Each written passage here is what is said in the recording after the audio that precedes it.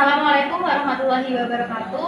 Halo, perkenalkan saya Rohima dari Hima Video 4. Di sini saya akan mewawancarai salah satu mahasiswa fisika yang sudah berpengalaman mengikuti lomba ONIPA dan juga PKM.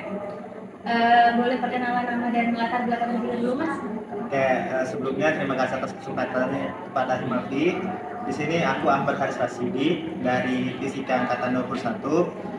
Aku beberapa kali ikut lomba ya, khususnya di kementerian antara lain ONIPA dengan PKM. Boleh minta tolong jelasin sedikit tentang PKM dan ONIPA itu apa sih? Oke, jadi PKM dan ONIPA itu adalah sebuah lomba tahunan ya.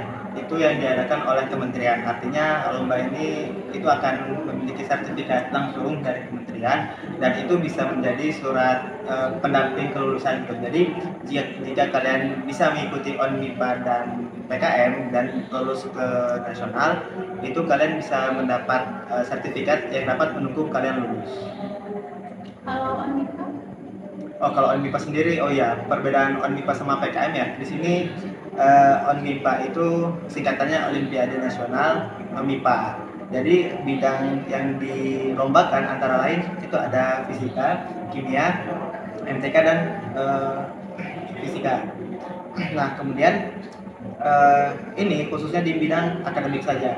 Jadi nggak ada penulisan atau berarti dalam arti ini tuh asli memang mikirnya harus kerjain soal dan diberi waktu.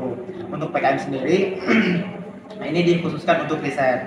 Dalam arti risetnya ini juga di berbagai bidang antara lain PKM KC namanya atau Karsa Cipta, terus PKM riset, terus dan yang lainnya. Dan kalian bisa ngecek sendiri jenis-jenis PKM itu ada di panduannya di laman kementerian.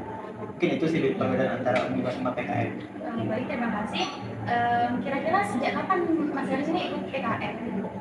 Oke, kalau awalnya waktu maba tuh ini ya udah dikasih tahu gitu sama dosen-dosen kalau maba itu harus mengikuti PKM di tahun yang sama. Maksudnya ketika kita masuk di Universitas Jember khususnya kita udah harus mengikuti PKM. Namun saat di tahun pertama aku belum mendapatkan kesempatan untuk mengikuti lombanya karena kebetulan nggak dapet tim, juga masih kebingungan kan PKM itu apa, masih buta lah. Lalu di tahun kedua aku dikasih kesempatan untuk mengikuti PKM itu karena diajak oleh kakak tingkat. Jadi kakak tingkatnya angkatan 20 dan itu PKM KC. Apa itu KC? Yang Karsa Cipta. Jadi PKM itu kita membuat suatu prototipe atau suatu alat yang bisa digunakan oleh masyarakat luas. Nah, untuk di tahun terakhir ini, di tahun 2024, aku masih ini ya nggak mendapat kesempatan untuk ikutin lomba karena timku masih banyak kegiatan yang lain lah. Jadi untuk maju di PKM tahun ini nggak memungkinkan. Sudah itu. Kalau ONIPA-nya? Kalau ONIPA ya, aku syukurnya ONIPA dari tahun ke tahun mendapat kesempatan ya.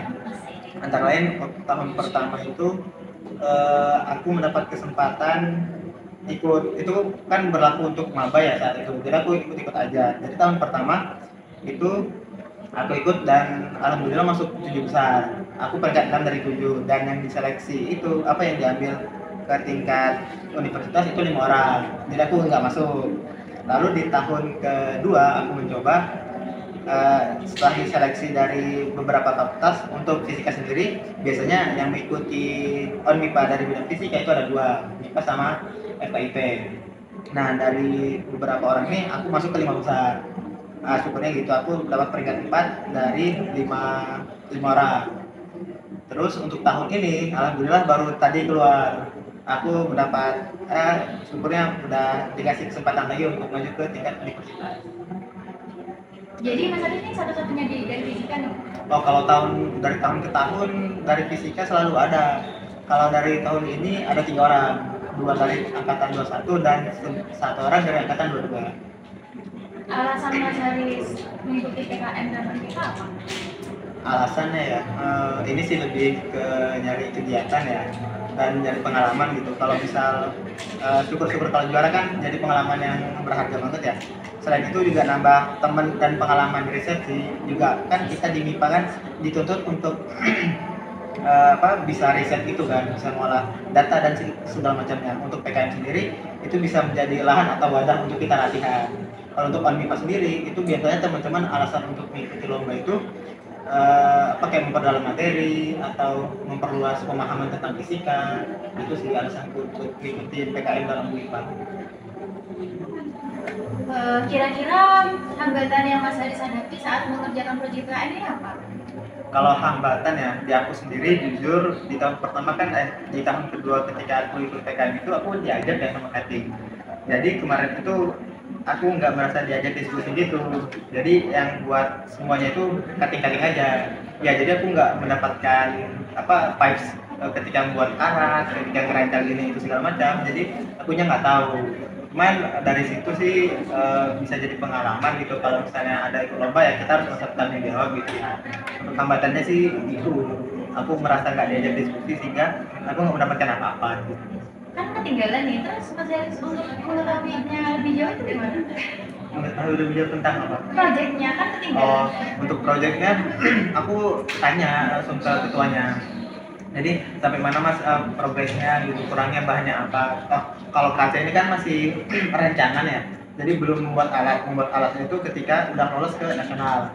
Kemarin masih lolos di tahap 1. Tahap 1 itu di tahap universitas. Nah di tahap itu masih belum buat alat sehingga kita tuh masih nyusun proposal aja. Jadi si ketuanya itu masih mencari alat-alatnya gitu.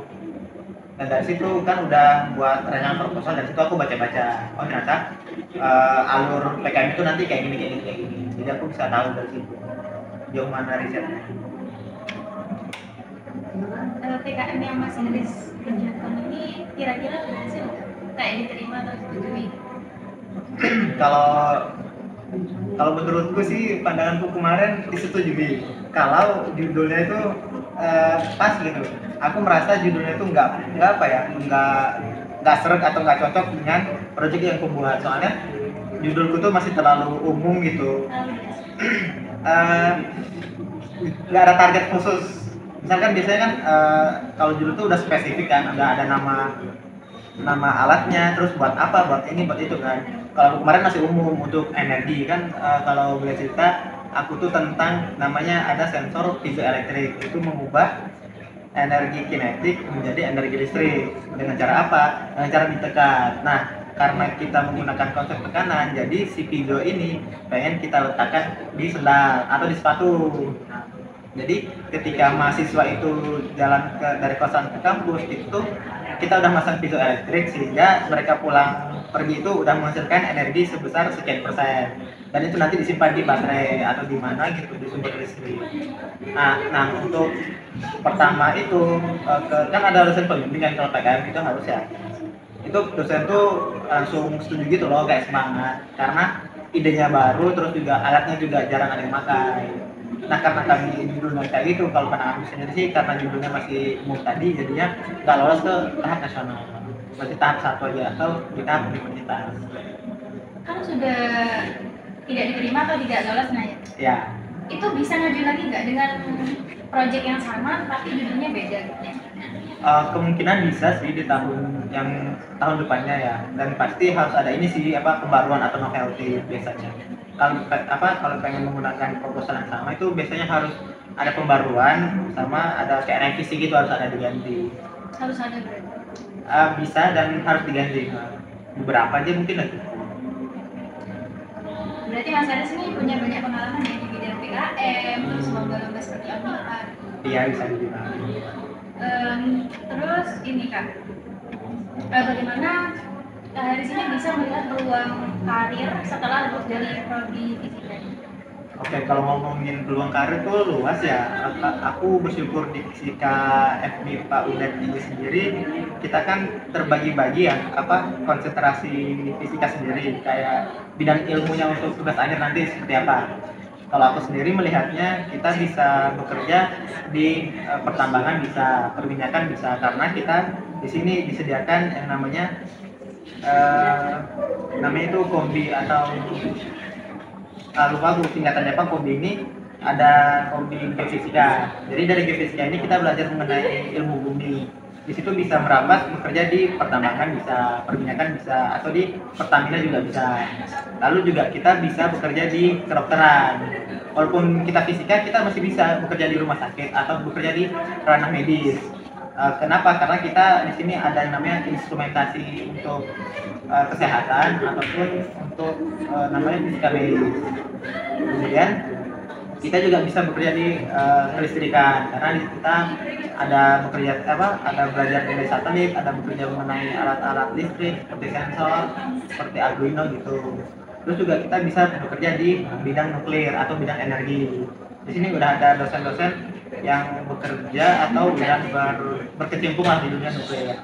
Lalu untuk sisanya masih banyak sih kalau misalnya pengen dikulik lebih dalam. Tips and trick dari Kak Haris untuk para maba biar tertarik gitu di fisika. Untuk para maba tertarik di fisika, berarti maba ini udah maba fisika? Maba, maksudnya yang mau masuk. Oh, yang mau masuk. Iya. Oh, berarti calon ya, maba ya. Oke. Untuk maba sendiri jangan takut masuk fisika karena fisika sendiri ini sih sesuatu hal yang buruk ya, hal yang menyeramkan itu di SMA dan aku juga ngalamin. Cuman kalau kalian ada pegangan yang kuat, pedoman yang tinggi gitu atau impian yang besar di fisika, nggak apa-apa masuk aja. Juga kalian nggak lulusnya pun nggak hanya jadi dosen gitu, banyak merambah kemana-mana. Jadi peneliti bisa, jadi ahli bisa, jadi ahli itu bisa. Terus juga ini sih tantangan terbesar fisika tuh malah di matematikanya. Soalnya fisika membutuhkan matematika. Kalau nggak bisa matematika, fisikanya nggak bisa.